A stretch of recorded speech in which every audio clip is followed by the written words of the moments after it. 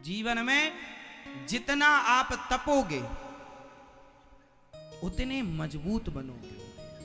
सोना लोहा जितना तपता है उतना चमक मारता है सोना, और जितना तपता है लोहा उतना मजबूत होता है। पहले के लोग तपते थे साहब, आज के लोग तपते नहीं हैं। पहले के लोगों में मर्यादाएं थी। बाप जूता मारता था पर बेटा क्या मजाल कुछ बोल दे, चलो बाप है मार ले भैया, बाप है, चुपचाप जूता खाते थे। और आजकल बाप डांट देना तो बेटा आंख दिखाता बाप को, हाँ या ना। देख तेरे संसार की हालत क्या हो गई भगवान। ये जो तुम्हारी औलादें हैं, यदि इतना सुख दोगे तो इतिहास ना रचेंगी। तपाना सिखाओ इन्हें, मजबूत बनाओ हर स्थिति के लिए। हर जगह गुलाब का और मखमल का बिस्तर ना मिलेगा, कांटों की सैया भी मिल सकती है।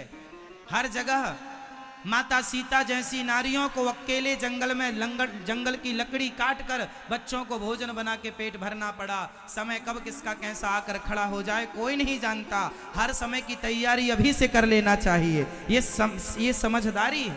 समय आएगा तब सीखोगे तो दर्द ज्यादा होगा, पहले से सीखे रहोगे तो सब मोछली हो जाएगा। समय बड़ा बलवान है मेरी मां। राम जैसे राजाओं को 14 साल के लिए जंगल किसने भेज दिया? समय ने। राम जी को, भगवान राम को जंगल किसने भेज दिया? जोर से, समय ने। बताओ इस धरती पर सबसे ताकतवर कौन है? बताओ इस धरती पर सबसे ताकतवर कौन है? कौन? जोर से।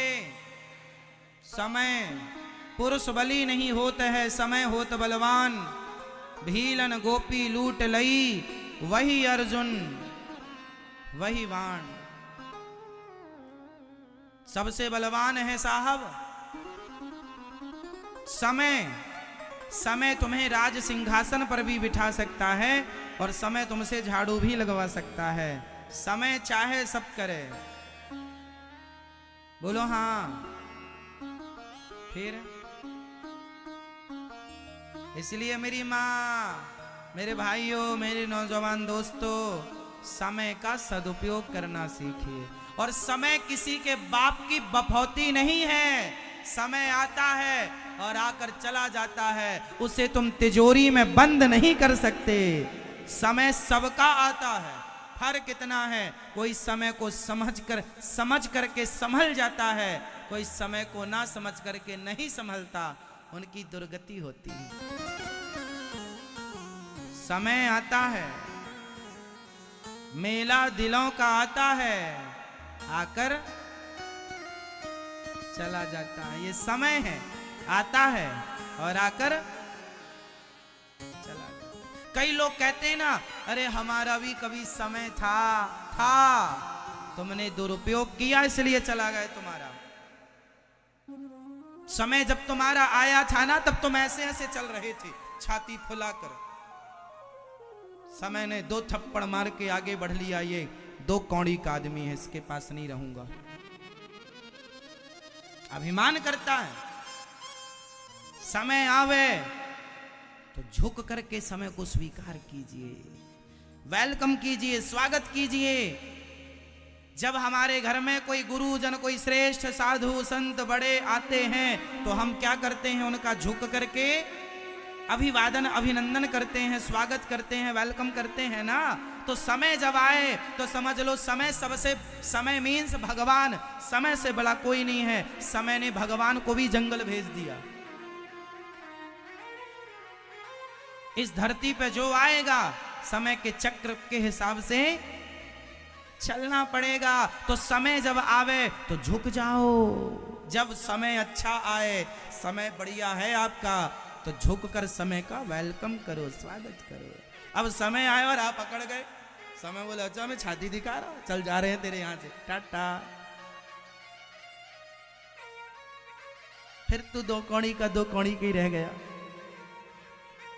इसलिए मेरी माँ, झुकता वही है जिसमें जान होती है, अकड़ खास मुर्दे की पहचान होती है। समय आए तो झुकना सीखिए, अकड़ तो मुर्दों में होती है, जिंदा अकड़ गए तो तुम मुर्दे से कम नहीं हो। हाँ या ना? और समय तुम्हारी मुट्ठी में नहीं रहेगा, बनेगा। जो समय आज है यही समय कल भी रहेगा, इसकी गारंटी नहीं है। मैंने करोड़पति को रोड़पति बनते देखा है और रोड़पतियों को करोड़पति बनते देखा है। यह समय किसी के बाप की बफौती नहीं है। मैं शमशान गया एक दिन, तो मुझे शमशान में एक अच्छी बात मिल गई लिखी हुई। देखो मैं सीख लेता हूं सब जगह, शमशान भी मुझे सिखाती है। शमशान में लिखा था, मेरी मां ध्यान से सुनना, शमशान में लिखा था समय के पास इतना समय नहीं है।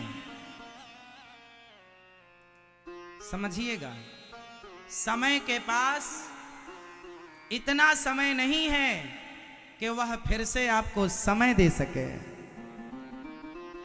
जितना समय है वो इतना ही है, इसी में आपको अच्छा या बुरा करना है। अब फिर से समय मिलेगा आपको। आप वृंदावन आए हैं 7 दिनों के लिए, 10 दिनों के लिए। अब ये समय लौटकर आपकी जिंदगी में बीता हुआ वक्त कभी नहीं आएगा। इस जन्म में तो नहीं आएगा, इसके लिए अगला जन्म लेना पड़ सकता है। अब आएगा तो नेक्स्ट समय आएगा, ये तो गया।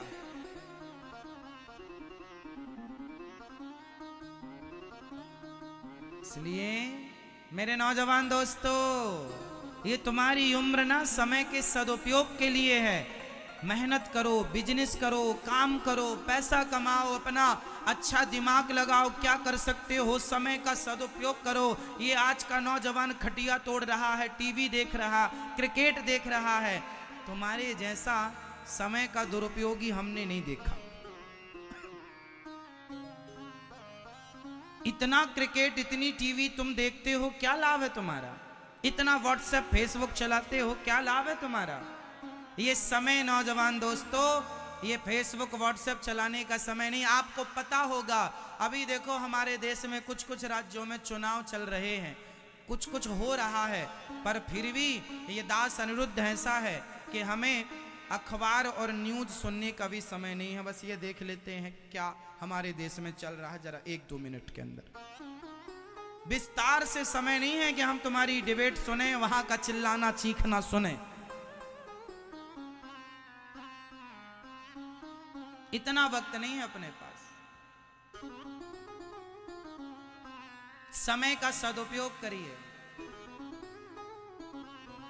आप कुछ कीजिए अपने लिए, अपने को आगे बढ़ाने के लिए। अपना बिजनेस करो, अपना व्यापार करो, कुछ 2 पैसे कमाओ। घर में बैठ करके केवल बेरोजगारी का गाने से अच्छा है कुछ करो। क्यों मेरी मां? बताइए, हमारे देश में गरीबी है या नहीं? जोर से, जोर से, जोर से। नहीं है।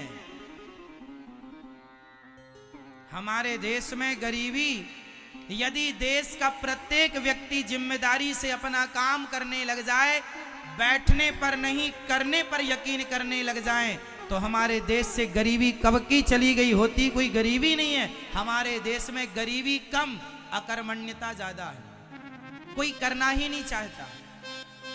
आज 2-2 पैसे के लिए वो लोग रो रहे हैं जो कुछ नहीं करना चाहते। जो कर रहे हैं वो आज भी सुखी है, मोहताज नहीं है पैसों के। सोना महंगा हो गया है।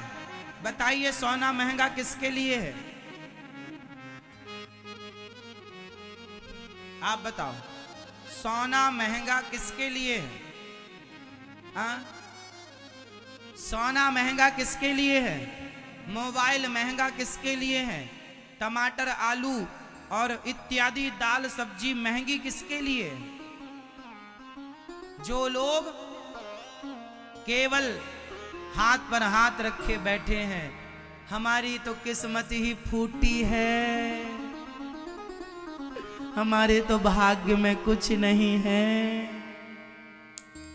जो आदमी भाग्य और किस्मत का फूटा हुआ लेकर बैठा है, उनके लिए टमाटर आलू महंगा है, डीजल पेट्रोल महंगा है। वरना जो मेहनत कर रहे हैं साहब, जो मन लगा के काम कर रहे हैं, उनके लिए सब सस्ता है।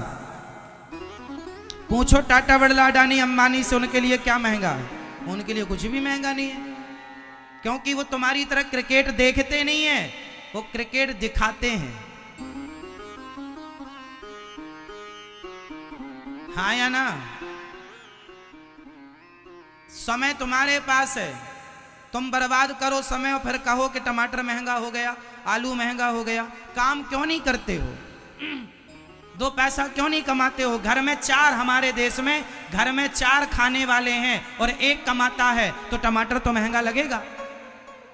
अरे चार हो और चारों कमाओ मेहनत करके, फिर देखो टमाटर सस्ता लगता है कि नहीं, आलू सस्ता लगता है कि नहीं, दालें सस्ती लगती हैं कि नहीं। अब चार में तीन खा रहे हैं बैठे बैठे, क्रिकेट देख रहे हैं, खटिया तोड़ रहे हैं, दिन भर सीरियल देख रहे हैं, सास बहू और साजिश, है ना, और कह रहे हैं सब महंगा है। करो, हमारे देश में खाने वाले ज्यादा हैं, करने वाले कम है। आज हमारे देश में अधिकाधिक ऐसे परिवार हैं जिस परिवार में एक कमाता है और चार लोग खाते हैं। बोलो ऐसा है या नहीं? हमारे यहां कमाने वाला एक है और खाने वाले, तो कमाने वाले की तो हड्डी टूट ही जाएगी। कितना कमाएगा? एक आदमी कमा कमा के सबकी जरूरतें कैसे पूरी करेगा? सभी कमाएंगे तो अच्छा होगा। इसलिए अपने जीवन का रोना मिटाना है और अपने जीवन की, अपने घर की गरीबी मिटाना है, तो समझ लो आज से सब मन लगाकर काम करो, और करो, ना करने से अच्छा है कुछ करो। अपना कुछ बिजनेस ही करो, अपना कुछ व्यापार ही करो, कुछ करो, ना करने से अच्छा कुछ करो। दो पैसे कमाओ और खुद का बिजनेस कर सको, व्यापार कर सको, नौकरी देने वाले बन सको, तो और भी श्रेष्ठ है। अच्छा बताओ, करने से सब होता है कि नहीं?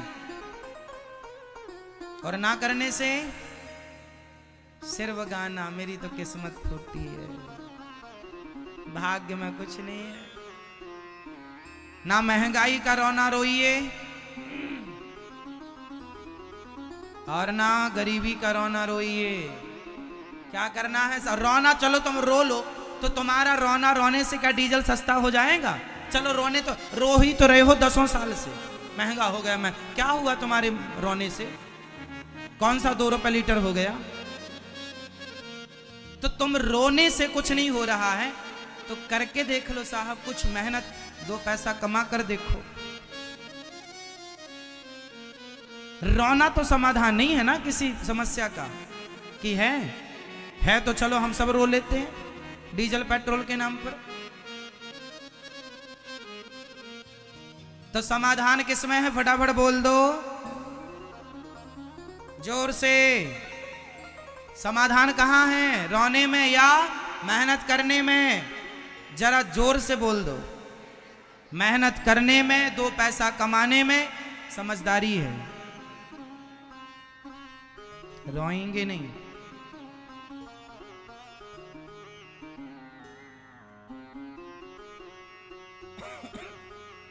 खूब मेहनत कर। आजकल नौजवान लड़के, 25 साल का छोरा, 30 साल का छोरा रो रहा है, कुछ काम नहीं महाराज जी, कुछ नहीं हो रहा।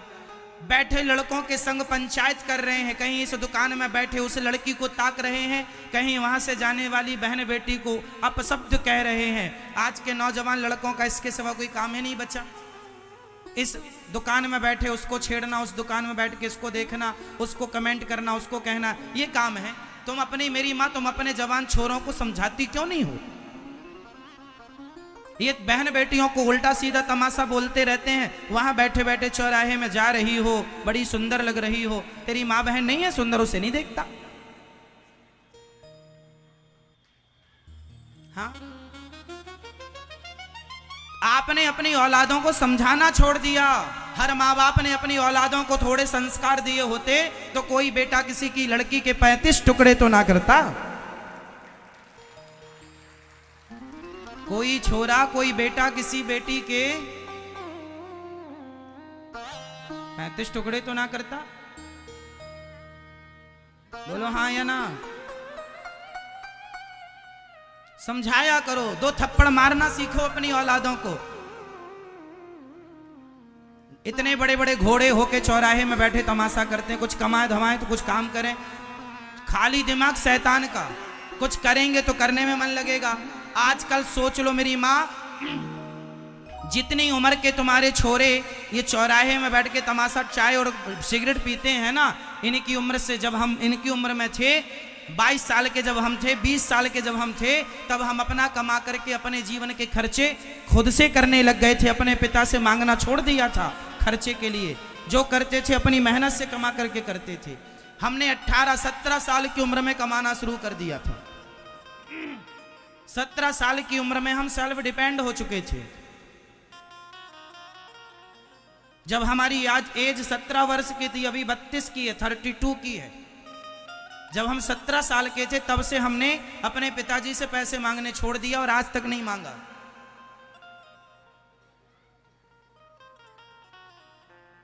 ना हम चाय पीने का शौक रखते, ना सिगरेट पीने का शौक रखते। 2 पैसा आता है उसका सदुपयोग करते हैं। आज जब हम लड़कों को देखते हैं, 22-22 साल का छोरा, 25-25 साल का जवान लड़का चिल्ला रहा, कोई काम नहीं है, कोई काम नहीं। इन्हें देख के दया आती है। राम राम, तुम्हारी उम्र में जब हम थे ना, तब हम अपनी जिंदगी के बहुत सारे काम कर चुके थे। जहां तुम जाना चाहते हो, जहां जिस स्थिति तक तुम पहुंचना चाहते हो, आज का 30 साल का छोरा जो पाना चाहता 30 साल की उम्र में, वो मैंने 22 साल में पा करके उससे आगे बढ़ चुका था। 22 साल में उससे आगे उसको क्रॉस कर चुका था। केवल तुम गाना गाते हो, हम करते हैं। इस संसार में असंभव कुछ नहीं है। Nothing is impossible, everything is possible. करने से सब होता है। कोई कार्य ऐसा नहीं है जो आप नहीं कर सकते, कोई काम ऐसा नहीं है जो आप नहीं कर सकते। और फिर रोना तो कभी मिटता ही नहीं है किसी का। कोई रोने बैठे तो रोता जाए, रोता जाए, रोता जाए। इसके नाम का रोना, उसके नाम का रोना, ये रोना, वो रोना। रोना कभी मिटता किसी का? तुम्हारे बाप दादे सब रोते रोते मर गए, उनका रोना ना मिटा, तुम्हारा क्या मिटेगा? ठीक है, बोलो मेरी माँ, सिखाओगी अपने बेटों को? तुम्हारा बेटा 16-17 साल का हो, उसको पढ़ाई लिखाई जिस दिन पूरी हो उसी दिन काम दे देना कंधे पर, ये करना चल कर। आजकल माँ बाप गलती ये करते हैं, बेटा पढ़ के आया, अब बेटा नौकरी ढूंढ लो। सालों नौकरी के चक्कर में भाग रहा, यहां से वहां घूम रहा, इस चौराहे उस चौराहे चाय पीता फिर रहा, सिगरेट पीता। साल भर 22 साल तक तो पढ़ा, 23 साल तक या 25 साल तक पढ़ा, और इसके बाद पढ़ने के बाद सालों साल पढ़ा, इसके बाद अब नौकरी की तलाश। ऐसी पढ़ाई ना पढ़ा करो जो तुम्हें नौकर बना दे। अरे पढ़े ही तो ठीक ठिकाने से पढ़ लेते, मालिक बनने की पढ़ाई पढ़ते, क्या नौकरों वाली पढ़ाई पढ़ ली तुमने? आजकल की शिक्षा क्या बना रही है तुम्हें? नौकर। लाख रुपए भी तुम कमा रहे हो नौकरी से, तो हो तो नौकर ही, लाख रुपए के नौकर हो। अरे नौकर क्या बनते हो, मालिक कब बनोगे? इसलिए ये देश नौकर से भरा जा रहा है। मालिक कम है हमारे देश में, नौकर ज्यादा है हमारे देश में, इसलिए आर्थिक स्थिति कमजोर है। जिस देश में मालिक ज्यादा होते हैं वो देश संपन्न होता है आर्थिक रूप से। यहाँ नौकर ज्यादा है, यहाँ नौकरियां सबको चाहिए, मालिक बनना ही नहीं है, नौकर बनना। और ये मम्मियां सिखाती हैं बेटा नौकरी करना, अच्छे नंबर इसलिए लाओ, नौकरी करना ना करिए। अरे तुमसे कम नंबर लाने वाले मालिक बने बैठे हैं। इसका मतलब ये नहीं कि नंबर ना लाओ, लाओ, अच्छा पढ़ो, लेकिन नौकरी करने के लिए पढ़ रहे हो तो गलत पढ़ रहे हो आप। मेरे हिसाब से, मेरी मान्यता है, हमें नौकरी करने के लिए पढ़ना ही नहीं है, हमें मालिक बनने के लिए पढ़ना है। क्या मालिक या नौकर? आपके हिसाब में कौन अच्छा है, नौकर या मालिक? जोर से। अपने बच्चों को क्या बनाओगे? मालिक। लेकिन अभी तो नौकर के पाठ पढ़ा रहे हो। बेटा कर लेना नौकरी। कई बच्चे नौकरी नहीं मिलती तो फांसी लगा लेते हैं। बताओ क्या संस्कार दिया है तुमने अपनी औलादों को? नौकरी नहीं मिली तो नौकर नहीं बने तो मर गए। अरे भाई, मालिक बनने का प्रयास कर लिए। जितना प्रयास आज का हमारा देश का नौजवान नौकर बनने का जितना प्रयास कर रहा है, इतना यदि मालिक बनने का प्रयास करता तो सच्ची कहता हूं तुम मालिक बन ही गए होते। लेकिन नौकर बनने से तुम्हें फुर्सत मिले तो मालिक भी बनो। बड़ी विडंबना है। अकेला देश का प्रधानमंत्री क्या क्या करेगा, किस किस को नौकरियां देगा? इसलिए देश को आगे बढ़ाने की जिम्मेदारी केवल एक देश आदमी की नहीं है कि प्रधानमंत्री या राष्ट्रपति ही देश को आगे ले जाए। अरे आम नागरिक हम और आप भी अपने देश को आगे ले जा सकते हैं, नौकरी देने वाले बनकर के। आप देश की सेवा करना चाहते हैं तो नौकरी देने वाले बन जाओ। इससे बड़ी आज देश की कोई सेवा नहीं हो सकती। बताइए, हो सकती है? आप 10 लोगों को नौकरियां दीजिए, आप 20 लोगों को नौकरियां दीजिए, इससे बड़ी हमारे राष्ट्र सेवा देशभक्ति कुछ और हो नहीं सकती। आज की जरूरत ये है। बोलो हाँ या ना? नौकरियां दीजिए। अपने आप को इतना योग्य बनाइए कि आप आगे हों, बाकी लोग आपसे पीछे हो। और ये पॉसिबल है, और ये सब तब संभव है जब आप यहां से सोचना शुरू करेंगे। यहां से यदि सोचना स्टार्ट किया तो आगे जाएंगे। सोचा ही नहीं तो होगा क्या? अभी तो सोचा ही नहीं महाराज जी, हमने सोचा ही नहीं। अभी तो खटिया तोड़ने में लगे हैं। अभी तो क्रिकेट जब छक्का लग गया तो ताली ठोक दी, हंस दिया बस, है ना? और अपने आप को कहते हैं हम पढ़े लिखे इंटेलिजेंट। काहे के इंटेलिजेंट? तुम नौकर के चक्कर में पढ़े हो। पढ़े लिखे काहे के हो भाई? किस बात के पढ़े लिखे हो? बुद्ध बोलो मेरी माँ। अरे साहब, तुम में योग्यता होगी तो IAS IPS जितने हैं रिटायर वाले सब तुम्हारे यहाँ काम करने आ जाएंगे। बताओ कितने चाहिए? पढ़े के आपको IAS IPS बनना है? तुम में काबिलियत होगी। टाटा बिरला अडानी अंबानी के घर सैकड़ों IAS IPS काम पे लगे हुए हैं। अरे योग्यता है तो IAS IPS पीछे पीछे चलेंगे तुम्हारे। तुम में ताकत तो हो, तुम में करने का कुछ कर गुजरने की हो तो अंदर जज्बा तो हो, है ही नहीं। चलो भेड़ चाल चल रहे हैं सब। एक भेड़ आगे चला, सब भेड़ पीछे पीछे लग गए। इसलिए हमारे देश का विकास नहीं हो रहा है। यहां भेड़ ज्यादा है, यहां समझदार लोग कम हैं। एक आदमी सफल हो जाए तो 4 लोग उसका पांव पकड़ के खींचने लग जाते हैं हमारे देश में। ये नहीं कि उसका प्रोत्साहन दें, उसे प्रोत्साहित करें, वो आगे बढ़े तो हम सब भी उससे कुछ सीखें, उससे कुछ पॉजिटिव सीखें, आगे बढ़ने का कोई मंत्र सीखें ना। हम तो टांग पकड़ के खींचना शुरू कर देते हैं। कितनी गंदी सोच है। अमेरिका हमसे 100 साल आगे है, जापान इत्यादि हमसे कितने आगे निकल गए। वो सोच से आगे निकल गए। हमारी सोच जहां की तहां है। वो लोग आज अमेरिका आगे क्यों है हमसे, जापान आगे क्यों है हमसे, जर्मनी आगे क्यों है हमसे? क्योंकि उनकी सोच हमसे बेहतर है। करने की शैली उनकी अलग है, करने का ढंग उनका अलग है। हमारा वही पुरानी सोच से हम नहीं उबर पा रहे हैं। क्या बताएं?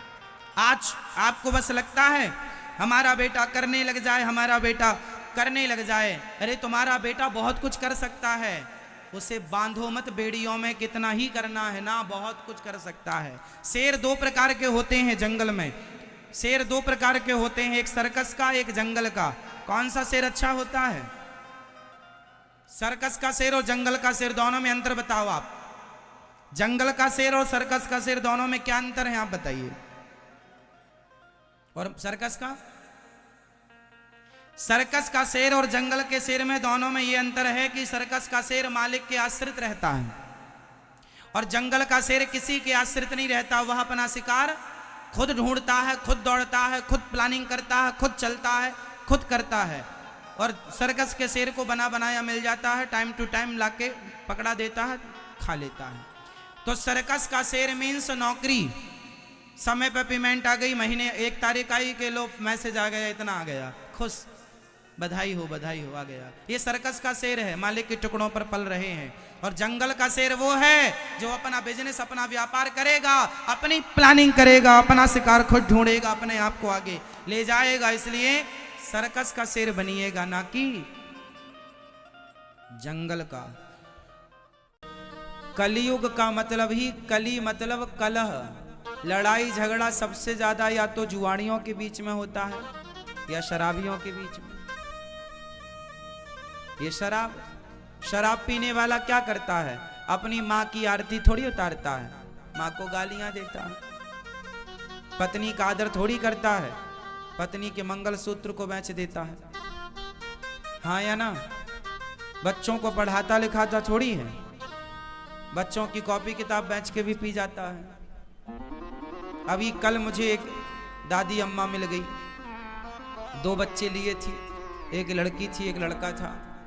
बोले महाराज हमारा बेटा है, ये छोटे छोटे बच्चे हैं, इनकी माँ तो बचपन में ही गुजर गई।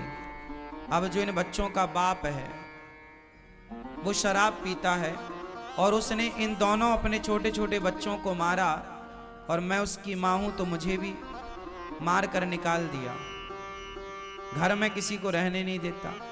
इन बच्चों का भविष्य क्या? बोली हम लोग तीनों लोग आत्महत्या करने निकले हैं।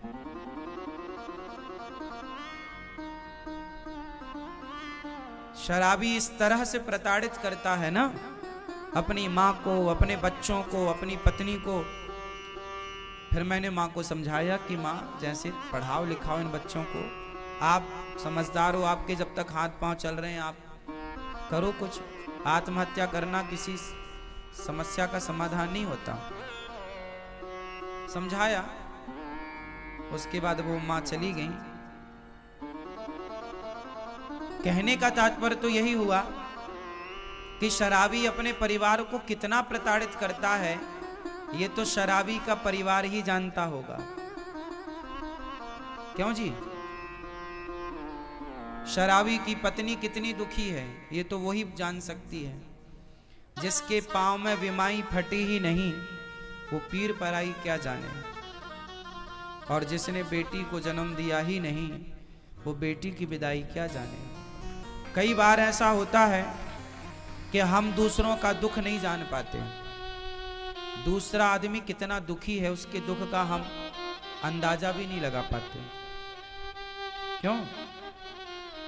तो शराब समाज को कितना दुखी करती है, बोलो हाँ।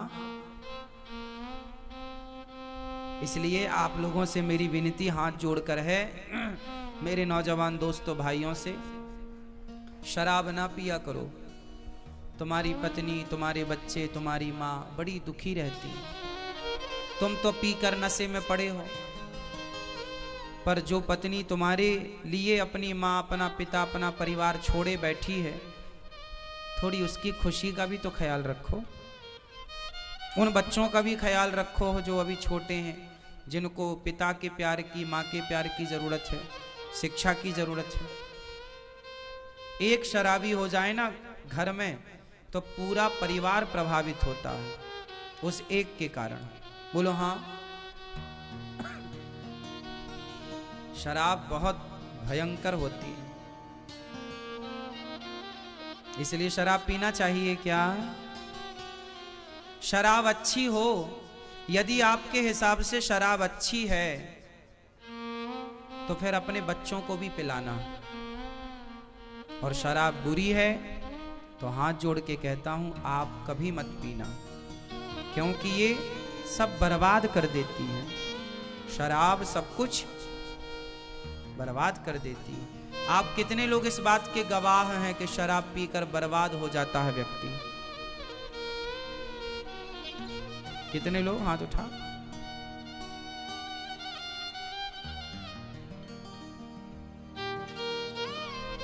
लाखों लोग तो बर्बाद हो चुके,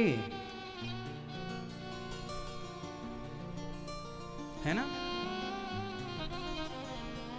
कई एकड़ जमीन जायदाद थी जिनकी, वो भी बेच बेच के शराब में बर्बाद कर गए। अब उनकी औलाद भीख मांगने पर मजबूर है। ऐसा भी समाज में देखने को मिला है। क्यों जी, ऐसा होता है? बिल्कुल होता है। शराब पीना बुरी बात है ना कि अच्छी बात है? बुरी बात है। लेकिन आप लोग टीवी देखते हैं, मूवियां देखते हैं, पिक्चरें देखते हैं। आजकल पिक्चरों में शराब पीने का सीन होता है। आजकल जितने भी आपके सुपर डुपर स्टार होते हैं, ये आपको शराब पीने के लिए प्रेरित करते हैं। मतलब वो चाहते ही हैं कि आप बस नशेड़ी बन जाओ, आप अपने लिए, अपने परिवार के लिए, अपने देश के लिए कुछ ना करो, बस शराब के नशे में पड़े रहो। इसलिए हमारे देश में तो शराब बांट बांट के चुनाव तक जीत लिए जाते हैं। जिस नेताजी ने ज्यादा शराब पिलाई, उस नेताजी को ज्यादा वोट मिलेंगे। ऐसा होता है हमारे देश में। मतलब शराब की बोतल में आदमी बिक जाता है। शराब की गुलामी देख रहे हो आप? वो कुछ नहीं बोलती शराब, लेकिन आदमी को खरीदने की ताकत शराब में है। इस तरह आदमी नशेड़ी है। और सोचिए कि जो व्यक्ति इस तरह से गुलाम होगा, तो अंग्रेजों की गुलामी और शराब की गुलामी, इन दोनों में खतरनाक कौन सी है? इसलिए आप किसी के गुलाम क्यों बने? क्यों अपना बोतल भर शराब में अपना विवेक, अपनी बुद्धि नष्ट करें? क्यों नहीं अपने विवेक से काम लेते आप लोग? हमारे देश में गरीबी का सबसे बड़ा कारण शराब है। मैं इसका बहुत बड़ा गणित समझा सकता हूं आपको। समझो, एक आदमी दिन में, एक मजदूर की बात करो आप, एक मजदूर दिन में 250-300 रुपए कमाता है या 400 रुपए कमाता है। 400 रुपए कमाता है, जिसमें कि वो 100-150 रुपए की शराब पी लेता है। हाँ या ना? दिन भर काम करेगा, शाम को 300 रुपए या 400 रुपए मिलेगा, तो घर जाने के पहले एक बोतल वो शराब पी लेता है।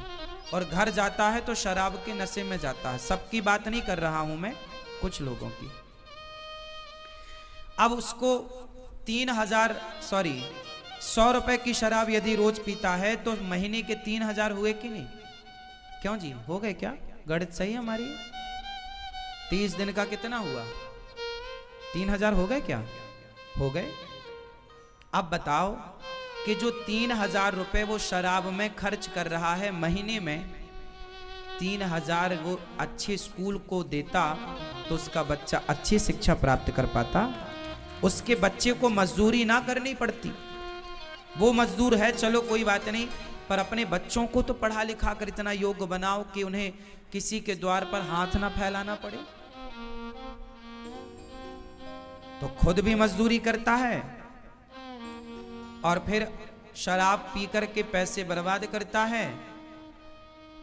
बीमार पड़ जाता है तो फिर बच्चों से कहता अब तुम कमा कर लाओ। तो बच्चों को आपने ना पढ़ाया ना योग्य बनाया, तो फिर वो मजदूरी ही करेंगे। तो उनके बच्चे फिर मजदूरी करने के लिए मजबूर होते हैं।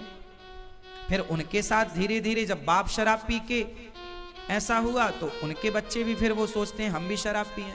इसलिए हमारे देश में गरीबी की जड़, यदि हर पिता पैसे कमाकर, मजदूर भी पैसे कमाकर यदि उसे सही जगह पर खर्च करे, अपने बच्चों की पढ़ाई लिखाई में, अपने लिए घर बनाए, अपनी जरूरतें पूरी करे और 2 पैसा बचा के अपने भविष्य के लिए रखे, तो बताओ गरीबी समाप्त हो जाएगी? उसकी होगी।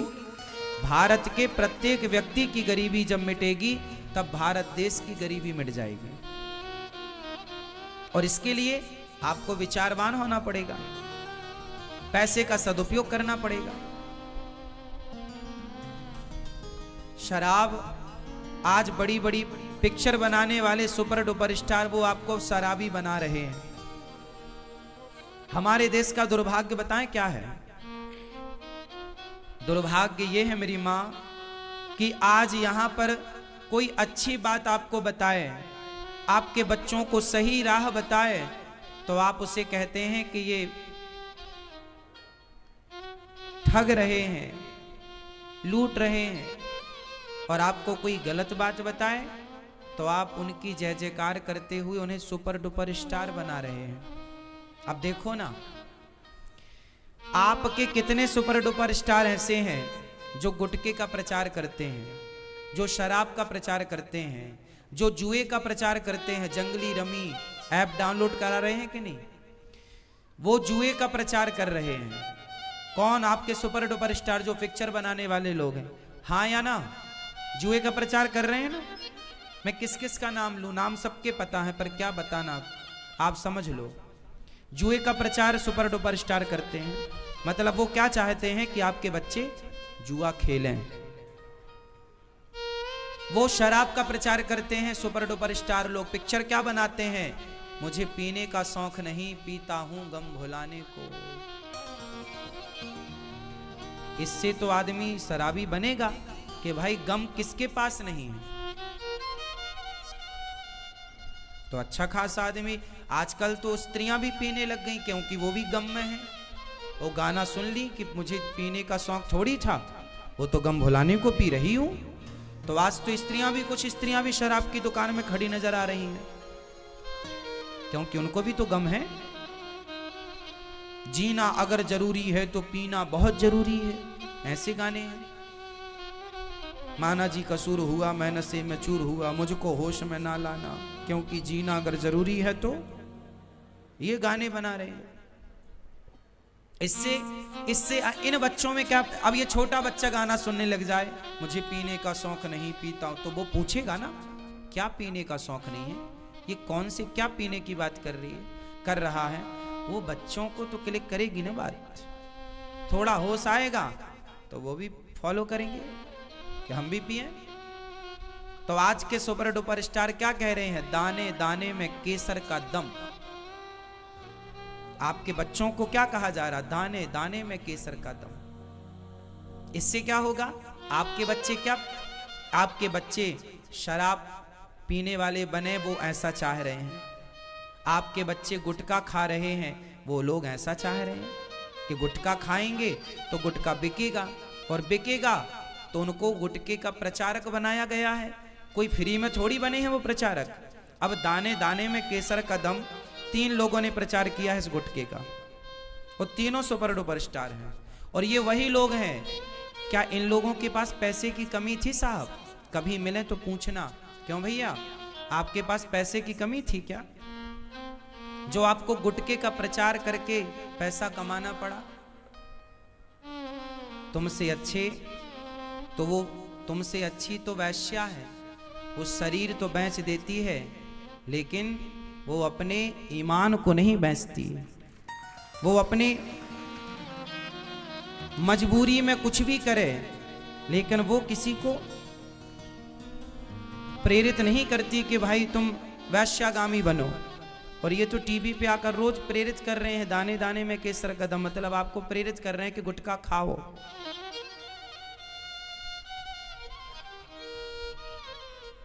गुटखा खाओ, ऐसा बोल रहे हैं। इसलिए गुटखा, इन लोगों के पास पैसे की कमी नहीं है। गुटखे के प्रचार में इन्हें 5-5, 10-10 करोड़ रुपए मिले होंगे, या 50 करोड़ भी मिले होंगे, मुझे आइडिया नहीं है। लेकिन पैसों के लिए अपना ईमान बेच देना सही है? कोई मुझे 5000 करोड़ दे, कहे अनिरुद्धाचार्य जी आप इस गुटखे का प्रचार करिए, 1 लाख करोड़ नहीं साहब, पूरी दुनिया की दौलत देगा तो भी मैं अपने अनुयायियों को, भक्तों को गलत राह नहीं बता सकता। ये मेरे धर्म के विपरीत है, खिलाफ है। कोई आप पर विश्वास करता है तो क्या आप उसको गलत राह बताएंगे? बोलो बोलो हाँ या ना। तो इन लोगों पर लोगों ने पिक्चरों के माध्यम से विश्वास किया कि भाई ये लोग जो करेंगे अच्छा करेंगे, पर ये तो आपको गुटखा खाना सिखा रहे हैं। क्यों जी, सीखे के नहीं कुछ खाने भी लगे हैं। आज 100 में से 95 बच्चे गुटखा खाते हैं। छोटे छोटे बच्चे गुटखा खाते हैं, बोलो हाँ, छोटे छोटे बच्चे। और गुटखा खाने वालों के साथ ऐसी स्थिति है कि आप उनके सामने बैठ जाएं तो आधा तो आपका मुंह भिड़ा देते हैं, छपेड़ देते हैं गुटके से। जब वो बात करते हैं ना तो उनके अंदर की सुपारी निकल निकल के आपके मुंह में चिपकती है। ध्यान से देखा कि नहीं? इसलिए गुटखा खाने वालों से ना उचित दूरी बना के बात किया करिए, नहीं वो उनके अंदर का गुटखा आपके अंदर आ जाएगा। हाँ या ना? सही है कि गलत है? बिल्कुल। कई लोग आ जाते हैं यहां पर, मुंह में इतना गुटखा भरे और बिल्कुल मुंह के पास ही आके बोलते हैं मिलना है, इतने में तो मिलने में आधी मिला दी। इतने में तो आधी सुपारी मिल भी गई।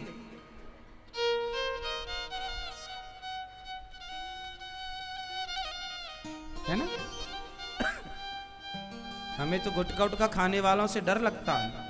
थोड़ा उचित दूरी से बात हो, इतनी दूरी कि उनके मुंह से सुपारी जो निकले बीच में ही गिर जाए, यहां तक ना आ पाए, इतनी दूरी मेंटेन करना पड़ती है। और गुटखा उटखा खाने वाले ना वो धीरे से बोलते हैं क्योंकि उनका अमृत टपक ना जाए नीचे, इसलिए वो फिर पास में आके बात करते हैं, है ना? वो नीचे मुंह करके बात नहीं कर सकते, ऐसे भरा है ना, ऐसे बात करेंगे नीचे मुंह तो टपक सकता है, कुछ अंश गिर जाएगा, हानि हो जाएगी, क्षति हो जाएगी कुछ हिस्से की। क्यों? और महापुरुषों के दांत बिल्कुल काले पाए जाते हैं। दांत देखिए आप, बिल्कुल काले या फिर लाल। कितनी दुर्दशा कर रखी है अपने मुंह की। भगवान ने कितना बढ़िया मुंह दिया है।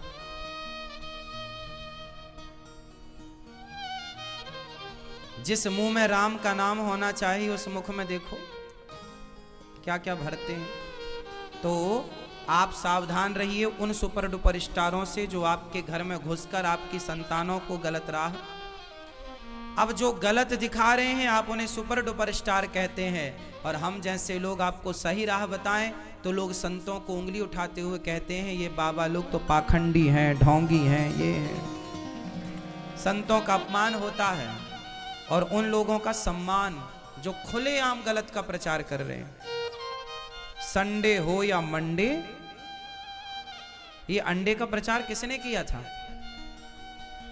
बोलो किसने किया था, जरा बता। नहीं पता? आप लोग बहुत भुलक्कड़ हैं। हम नहीं भूलते।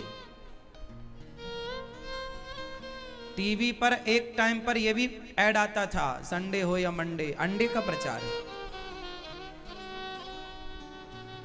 इसलिए अब वो लोग अंडे का आपको प्रचार कर रहे हैं। अंडे खाने वाले का धर्म क्या है? अंडे खाने वाला, मांस खाने वाला धर्मात्मा हो सकता है क्या? मुर्गी की टांग चूसने वाला धर्मात्मा हो सकता है क्या? अरे जो धर्मात्मा होगा वो किसी जीव की हत्या ही नहीं करेगा। जो कर रहा है वो धर्मात्मा कैसे है? हमारा धर्म तो ये कहता था कि हम चींटियों को भी, तुम्हारी दादी अम्मा आटा डालती थी, चींटी की भी हत्या ना हो, पक्षी को दाना। हमारे देश में एक राजा हुए हैं शिवी, उनकी गोद में एक कबूतर आकर गिरा। बहेली आया, बोला महाराज ये हमारा कबूतर है, हम जंगल से पकड़ कर लाए हैं और इसे हम खाएंगे पकाकर। राजा बोला देखो ये मेरी गोद में आया है, इसे अब तुम मार नहीं सकते क्योंकि मारने वाले से बचाने वाला बड़ा होता है। ये कबूतर मेरी गोद में आया है जिसकी रक्षा करना मेरा धर्म है। बहेलिया बोला महाराज आप राजा हैं पर वो मेरा कबूतर है, मेरे पिंजरे से उड़ गया, आपकी गोद में गिरा, दो मेरा कबूतर। राजा बोले तुझे कबूतर का मांस चाहिए ना, मैं तुझे कबूतर के वजन का मांस दे दूं तो? हाँ हाँ चलेगा। अब आप कहां से मांस लाएंगे? राजा मांस लाने के लिए किसी को तो मारना पड़ेगा। आप किसी का भी लाएंगे तो मारना ही पड़ेगा। राजा बोले, इतने धर्मात्मा राजा थे, बोले मैं किसी की हत्या नहीं करता। तो कहां से लाएंगे मांस? बोले मैं अपना दूंगा। एक तराजू बांधी गई, तराजू के एक पलड़े पर कबूतर को बिठाया गया कि इसके वजन का मांस बहेलिया को इसको देना। तो राजा ने अपनी जंघाओं का, जांघ का मांस काट के तराजू में रखा तलवार से, पर कबूतर थोड़ा भारी था। दूसरी जांघ का मांस रखा, पता नहीं कबूतर कैसा मायावी था, फिर भी वजन कबूतर का ज्यादा, बराबर नहीं हुआ। सारी सभा लगी है, सारी दुनिया देवता देख रहे हैं कि वाह, ऐसा राजा कि कबूतर के प्राणों की रक्षा के लिए अपने शरीर का मांस चढ़ाए जा रहा है।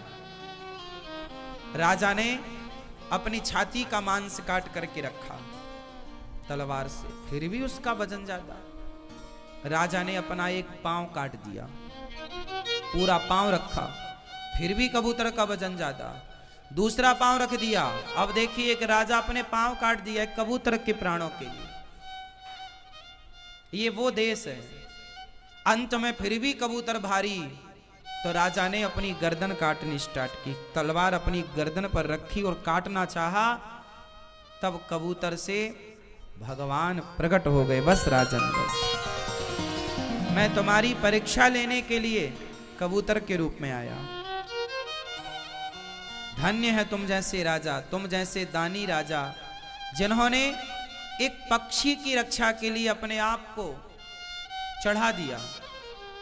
ऐसा देश है हम भारतीयों का कि हम किसी की हत्या करना ठीक नहीं समझते।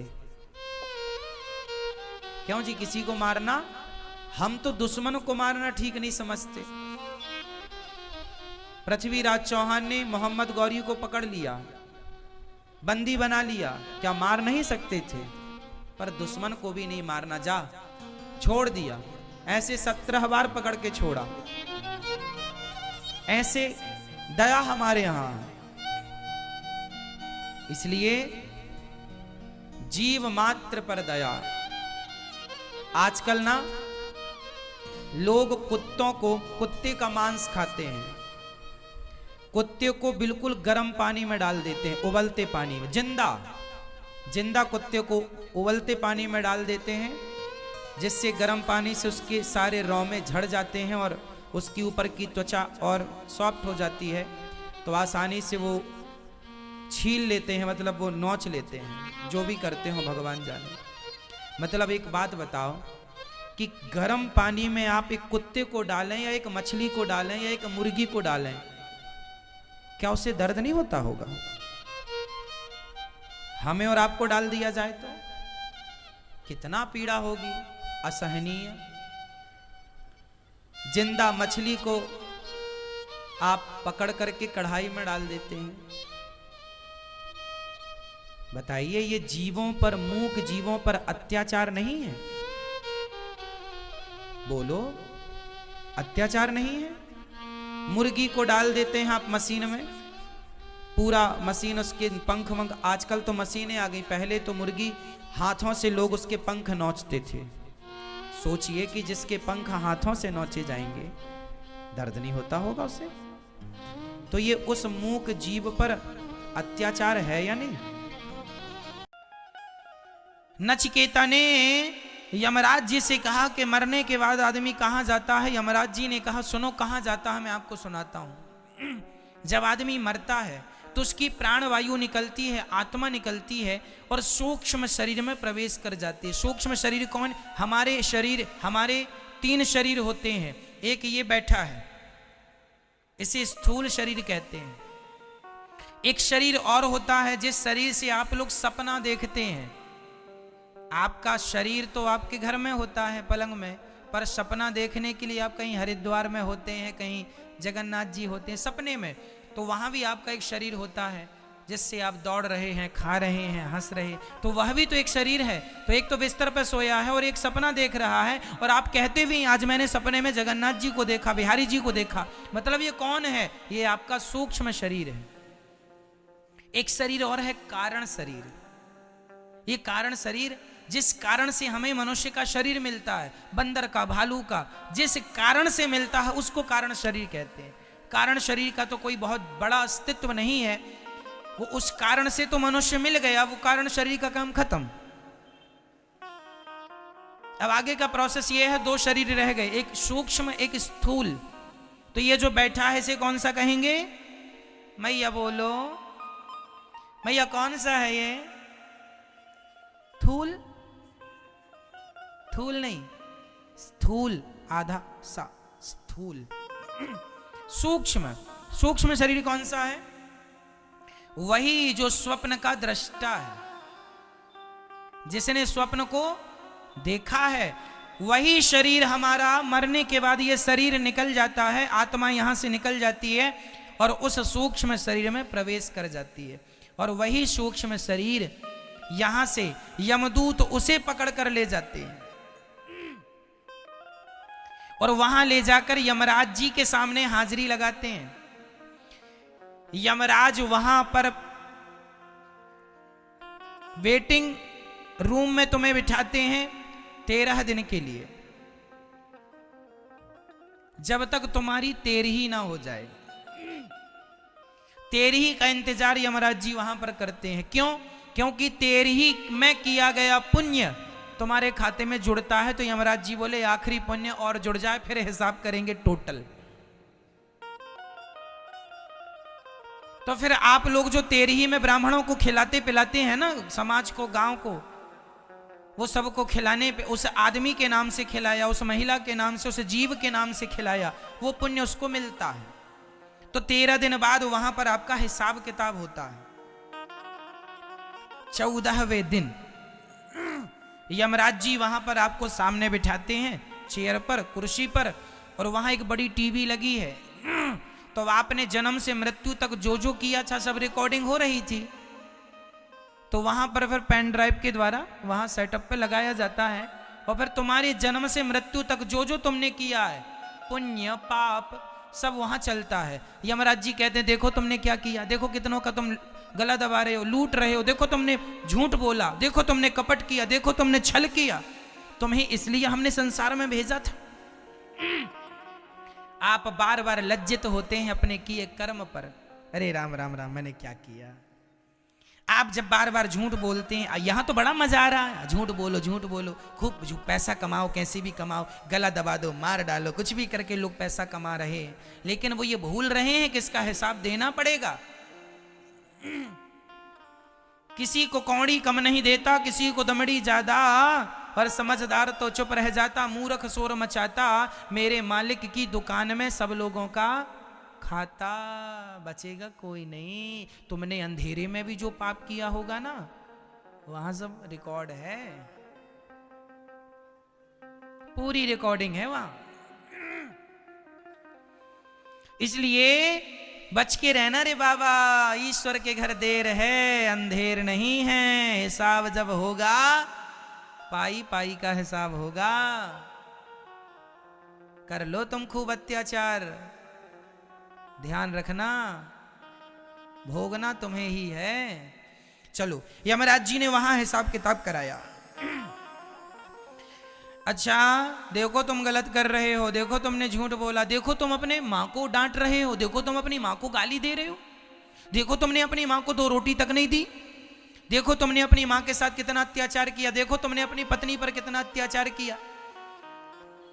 और ये बहुओं की फाइल जब खुलती है, देखो तुमने अपनी सास को कितना तंग किया है, कितना सताया है, तुमने ये अत्याचार किया। सारा हिसाब किताब यमराज जी वहां रखते हैं और फिर सब आदमी लोग, हम लोग सब थर थर थर थर थर थर थर कांपते हैं। अब क्या होगा, अब क्या होगा वो भी बताता हूं। तो अब यमराज जी अपने दूतों को आदेश देते हैं, चलो भाई इनका हिसाब किताब करो, कितना हुआ। वहां बिल्कुल अपडेट सॉफ्टवेयर है, तुरंत डाला, हिसाब किताब आ गया। इनके 5 किलो पाप हो रहे हैं और 100 ग्राम पुण्य है। पाप कितने निकले? मैया बोल दो मेरी मां, 5 किलो पाप और 100 ग्राम पुण्य। पुण्य 100 ग्राम, पूरी जिंदगी में 100 ग्राम पुण्य किया, और पाप 5 किलो। कई लोग तो 10-10 किलो करते हैं, पर हम तो यहां 5 किलो के हिसाब लेके चले। देखो हम तो समझाने के लिए लेके चल रहे हैं 100 ग्राम और 5 किलो, किसी के 20 किलो भी पाप होते हैं और किसी के केवल 2 ग्राम पुण्य होते हैं और किसी के पुण्य ज्यादा है, पर सबका अपना अपना हिसाब किताब है। भगवान जाने आप लोगों का कितना निकलेगा।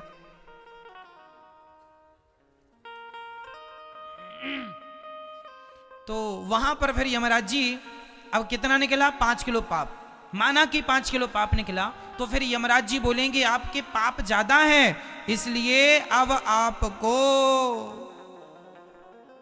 84 लाख योनियों में हम भेज रहे हैं। तो तुम्हारे किए हुए पापों का दंड भोगने के लिए कुछ दिन वहां नरक में रखा जाता है और नरक की यातनाएं दी जाती हैं और फिर नरक से रिफर कर दिया जाता है। जैसे छोटे हॉस्पिटल से बड़े हॉस्पिटल मरीज को भेजा जाता है, अब ये हमारे बस का नहीं है, यहां जितना होना था हो गया, अब वहां ले जाओ, आगे का ट्रीटमेंट वहां होगा। उसी प्रकार से आप लोगों को पहले वहां नरक में रखा जाता है, कुछ दिन वहां धुलाई उलाई होती है आप लोगों की। अब बड़ी बड़ी कढ़ाइयां हैं वहां पर, रौरव, महारौरव, कुंभीपाक, अंध्र, तामिश्र, कालसूत्र, असीपत्रवन, सुकरमुख, ऐसे 28 नरक हैं। जो महिला दूसरे पुरुष से संबंध बनाती है उसे सुकरमुख नरक में डाला जाता है। वहां एक लोहे का पुरुष होता है गरम, और जो पुरुष दूसरी महिला से और जो महिला दूसरे पुरुष से संबंध बनाती है, तो वहां पर स्त्री महिला दोनों नरक में उपलब्ध हैं, लोहे के बिल्कुल गरम। तो महिलाओं को, जो महिला किसी पुरुष के साथ व्यभिचार करती है उसे वहां लोहे के पुरुष से चिपकाया जाता है, और जो पुरुष किसी महिला के साथ व्यभिचार करता है, गलत हरकत करता है, उसे उस महिला के संग चिपकाया जाता है, जो लोहे की बिल्कुल गरम, उससे चिपकाया जाता है। आदमी तड़पता है, रोता है, चीखता है, चिल्लाता है। फिर वहां पर कोड़ों से मार लगाई जाती है। वहां पर वहां की जमीन तांबे की होती है, तांबा, नीचे से आग जल रही है, ऊपर सूर्य का प्रकाश है, और उस तांबे में सूर्य का प्रकाश, नीचे से आग, वहां दौड़ाया जाता है। यमदूत वहां कोड़े पे कोड़े, कोड़े पे कोड़े बरसाते हैं, और आप तो बार बार मूर्छित होते हैं, पर बार बार होश में लाके दिया मुंह में, दिया मुंह में, खूब मार मार के दौड़ाते हैं। और करेगा पाप, जैसे धोबी घाट में धोबी कपड़ों की धुलाई कैसे करता है, दे उठा उठा के ले और पाप कर ले। मजा आ रहा था पाप करने में, पिट। यमराज कोड़े से जब यमदूत मारते हैं ना, नानी याद आ जाती है, अभी कर लो खूब पाप तुम। ये बहुएं सासों को खूब रुलाती हैं ना, तुम्हारा एक एक आंसू का हिसाब होगा वहां पर। कर लो तुम अत्याचार, बचेगा कोई नहीं। परमात्मा सब देख रहे हैं, अंधे थोड़ी हैं वो। लाख आंख से देख रहा है तुझे देखने वाला, सच की खेती कर ले चतुर नर, समय गुजरता जाता मेरे मालिक की दुकान में सब लोगों का खाता।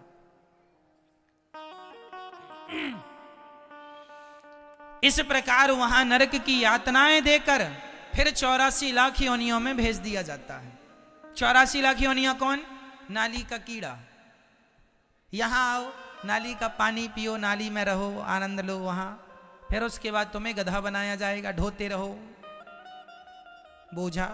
फिर उसके बाद तुम्हें सुअर बनाया जाएगा। जो शराब वराब ज्यादा पीने के शौकीन है ना, इनको सुअर बना दिया जाता है। जाओ गंदी नाली में तुम, क्योंकि शराबी अक्सर ना गंदी नाली में जाके गिरता है। तो भगवान बोले चलो तेरा वहीं ज्यादा मन था तो तू वहीं जा। तो फिर उसको सुअर बना के गंदी नालियों में अपना, आप लोग भी यदि शराब वराब पीते हैं तो अपने लिए देख लेना कि भाई हम यहां पे आएंगे।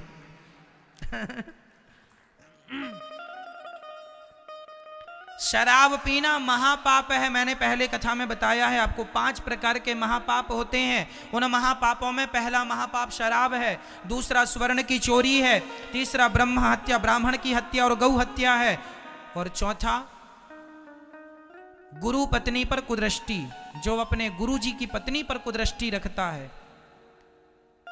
ये 4 महापापी हैं। और 5वां महापापी वो जो इन चारों के संग उठता और बैठता हो और संबंध रखा हो, वो भी 5वां महापापी है। शराबियों से रिश्ता रखने वाला भी महापापी कहलाता है। इसलिए ये 5 प्रकार के महापापी को घोर नरक जाना पड़ता है, बड़ी यातनाएं सहनी पड़ती हैं। और इसके बाद फिर आप लोगों को फिर वहां से निकालकर नाली का कीड़ा सुअर उअर फिर बनाया जाएगा। फिर सुअर बनाने के बाद आप लोगों को चमगादड़ बनाया जाएगा, उल्टा लटकी रहो, कोरोना फैलाती रहो।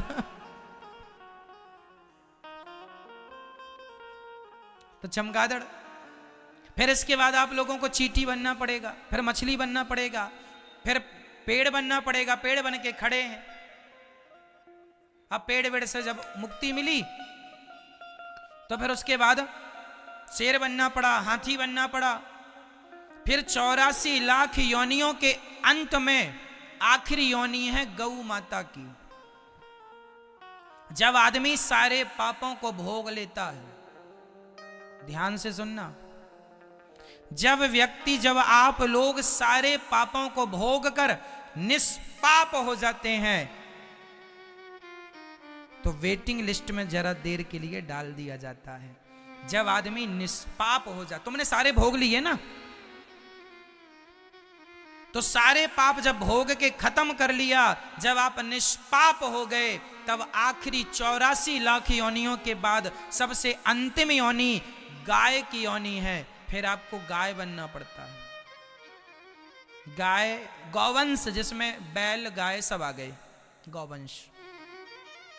और फिर गौवंश के बाद फिर तुम जब शरीर त्यागती हो गाय का, गौवंश में बैल का शरीर त्याग कर फिर यमराज के पास जाते हो शुद्ध होकर, तब यमराज जी कहते हैं कि वाह, अब आ गए हो, तुम्हारे 5 किलो पाप खत्म हो गए, अब 100 ग्राम पुण्य बचे हैं। वो 100 ग्राम पुण्य लेकर यमराज जी कहते हैं जाओ, अब तो मनुष्य का शरीर तुम्हें दे रहा हूं। तो ये जो तुमने मनुष्य का शरीर पाया है, ये 84 का चक्कर काट के तुम लोगों ने ये मनुष्य का शरीर पाया है। फिरत सदा माया कर प्रेरा, काल कर्म स्वभाव गुण घेरा, कवहु की नर करुणा नर देही, देता ईस बिनु हेतु सनेही, बड़े भाग्य मानुष तन पावा, सुर दुर्लभ सद ग्रंथ निगावा। बड़े भाग्य से ये मनुष्य का तन मिला है, इसे हल्के में ना लो। ये तुम्हें सुअर खाने के लिए नहीं मिला, चोरी करने के लिए नहीं मिला, शराब पीने के लिए नहीं मिला। ये मानव का तन भैया केवल आत्म कल्याण करने के लिए मिला है। क्यों नहीं समझते?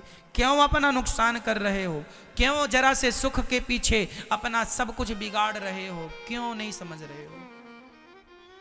जरा सा तुच्छ सा सुख, पैसे का, पत्नी का, परिवार का, भोगों का, इसके चक्कर में आदमी लोक परलोक बिगाड़ के 84 की यातनाएं भोगने पर मजबूर हो रहा है। जरा से सुख के लिए सब छोड़कर, सबसे मन हटाकर केवल भगवान में मन लगाना चाहिए। यही मानव जीवन की सार्थकता है।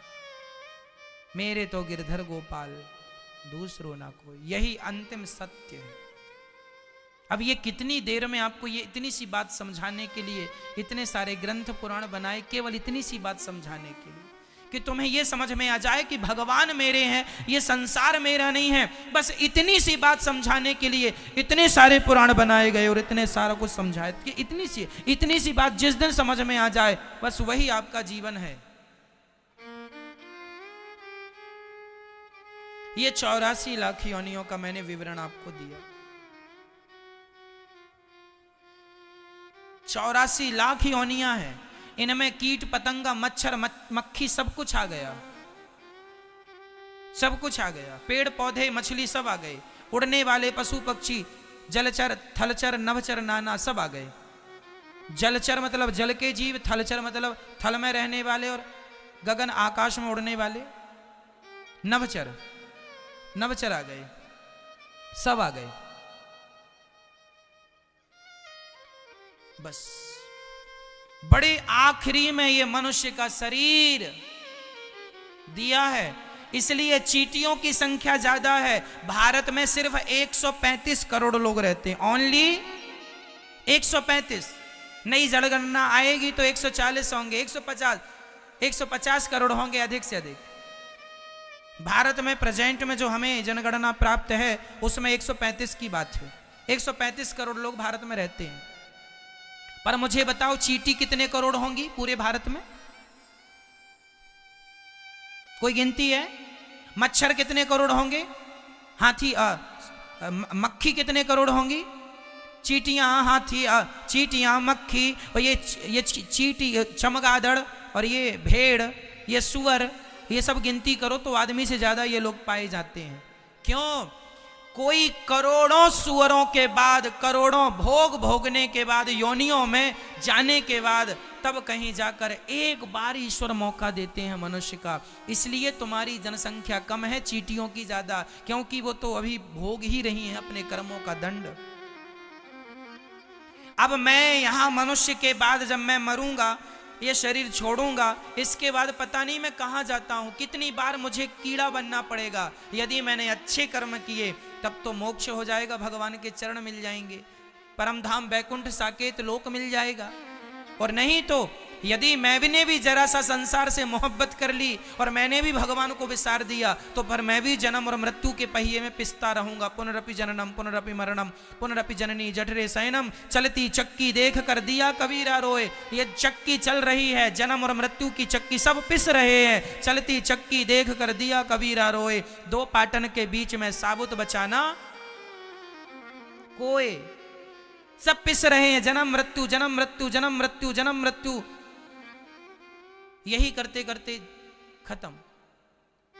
इसलिए कितने मेहनत के बाद, कितने जन्मों के बाद ईश्वर ने मनुष्य बनाया, और उन मनुष्यों में भी तुम गर्व से कह सकते हो कि भगवान की विशेष कृपा थी आप लोगों पर, इसलिए भारत भूमि में जन्म दिया है ईश्वर ने तुम्हें। और भारत भूमि में भी तुम्हें सनातन धर्म में भेजा है परमात्मा ने। उस धर्म में, जिस धर्म में गंगा को माता, यमुना को माता और समुद्र को भगवान देवता माना जाता है, उस धर्म में तुम्हें भेजा गया है। जिस धर्म में पत्थर को भी भगवान माना जाता है, ये धर्म सबसे श्रेष्ठ धर्म है, सनातन धर्म। धरा ये जिस पर घूम रही, हम उसी केंद्र के बिंदु हैं। गर्व से कहो हम हिंदू हैं, हम हिंदू हैं, हम हिंदू हैं। भाग्यशाली हो आप लोग कि आप लोग कथा सुन लेते हैं, वृंदावन में बिहारी जी का दर्शन कर लेते हैं। अभागी हैं वो लोग जिनके मुंह से भगवान का नाम भी नहीं निकलता।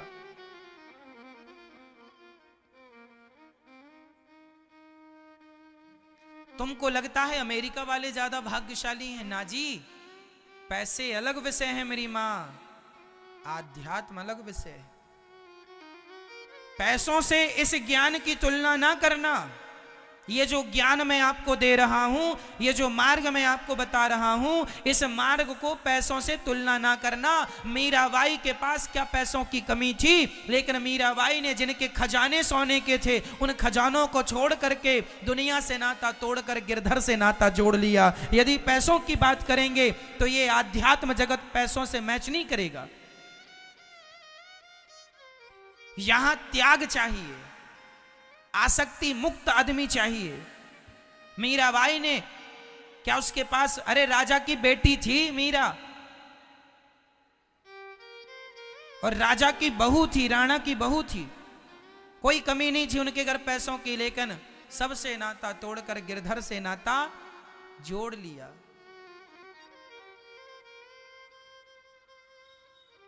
चांदी की दीवार को तोड़ा, मीरा ने घर छोड़ दिया, है ना। वो परमात्मा से संबंध बनाने के लिए, परमात्मा से रिश्ता बनाने के लिए, परमात्मा को पाने के लिए चांदी और सोने की दीवार को तोड़ दिया। अब आप कहें कि महाराज अमेरिका तो पैसे वाला है, तो पैसे से इस आध्यात्म की तुलना ना करना। ये जो सुख है, आध्यात्म का सुख है, इस सुख के सामने तो पैसे वाले हाथ जोड़े खड़े हैं। आपको बता दूं, हमारे देश में बड़े बड़े साधु संत हुए हैं। नीम करोरी जी महाराज जी का नाम सुना होगा, स्वामी देवरहा बाबा जी का नाम सुना होगा, क्यों? स्वामी श्री करपात्री जी का नाम सुना होगा। ऐसे महापुरुषों के सामने पैसे वाले हाथ जोड़कर खड़े रहते हैं। पैसों की कोई गिनती नहीं है आत्मज्ञान के आगे। किसके आगे? आत्मज्ञान के आगे। भक्ति के आगे, आत्मबोध के आगे किसी पैसे की कोई वैल्यू नहीं है। इसलिए भारत की तुलना अमेरिका से ना की जाए। भारत आध्यात्म देश है और इस आध्यात्म सृष्टि में आध्यात्म गुरु यदि कोई है तो भारत है। इससे बड़ा कोई हो नहीं सकता। ये त्याग, ये तपस्या की धरती है। भोगी बनना है तो अमेरिका का रुख कर लो, पर योगी बनना है और जीव मात्र को कल्याण चाहिए तो फिर भारत की धरती में रहकर त्याग तपस्या से परमात्मा का चिंतन करो। इसी से तुम्हारा लोक परलोक सवरेगा। ये तो कबीरदास की धरती है। कबीरदास जैसे महापुरुषों के आगे बड़े बड़े पैसे वाले घुटने टेकते थे। नहीं सुना रैदास जी का नाम? रैदास जी के आगे बड़े बड़े राजा आते थे। उनका जो कठौता था ना, उसमें कहावत निकली कि मन चंगा तो कठौती में गंगा। ये रैदास भक्त, वो रैदास भक्त जो जूता सिलते थे और परमात्मा का चिंतन करते थे। जूता सिलने वाले रैदास के घर ना बड़े बड़े राजा माथा टेकने आते थे। रैदास जी की चौखट में बड़े बड़े राजा, बड़े बड़े महाराजा माथा रगड़ते थे कि रैदास जी एक कृपा की दृष्टि कर दो तो हमारा कल्याण हो जाए। ऐसे रैदास जी ये आध्यात्म जगत के हमारे संत हुए हैं जिनके आगे पैसों की कोई वैल्यू। इसलिए आध्यात्म की तुलना धन से ना की जाए। यदि तुम धन वाली बात करते हो तो फिर धन में उलझे रहो। मैं ये नहीं कहता कि धन नहीं कमाना, धन कमाना है, काम धन से करना है, पर धन में आसक्ति नहीं रखना। आसक्ति केवल भगवान से हो। मन भगवान में लगे, पैसों में मन ना लग जाए। मैं यहां बार बार सचेत कर रहा हूं आपको, ठीक है? इसलिए इस विषय को समझ लो तो नरक जाने से बच गए। तो यदि आप लोग नरक जाने से बच गए तो समझ लो आपका मानव शरीर सफल हो गया, और यदि नरक चले गए तो आपका मनुष्य बनना व्यर्थ हो गया। फिर 84 का चक्कर, 10वीं फेल हो गए तो फिर पाठ 1 लेसन 1, फिर वही पुस्तक पढ़ो, फिर वही 84 का चक्र, पुनरपि जननम पुनरपि मरणम। इसलिए भज गोविंदम गोविंदम भज मूढ़ मते। यदि 84 के चक्कर से बचना है तो केवल भगवान कृष्ण का चिंतन करो, श्रीमन नारायण का चिंतन करो, श्री सीताराम का चिंतन करो। इसी से हम सबका उद्धार है, हम सबका कल्याण है। समझ में आ रहा है?